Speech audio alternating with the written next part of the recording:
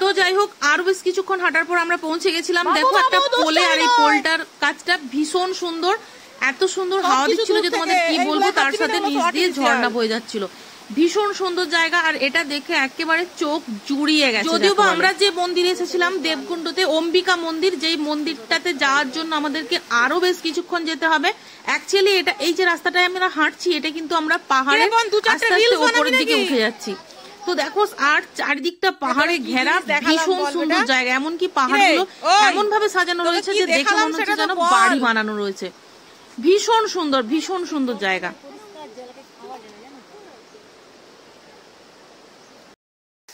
তো এরপরে আরো একটু উপরের দিকে যাচ্ছি আমরা।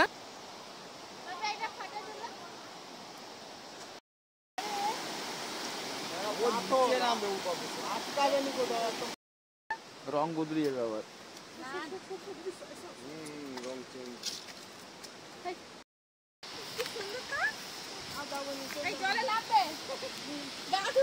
হাত পা ধুবে চলো, নিচে হাত পা ধুয়ে স্নান করার ব্যবস্থা করাচ্ছে মন্দিরে, মনে হয় ওইটাকে উঠে যেতে হবে।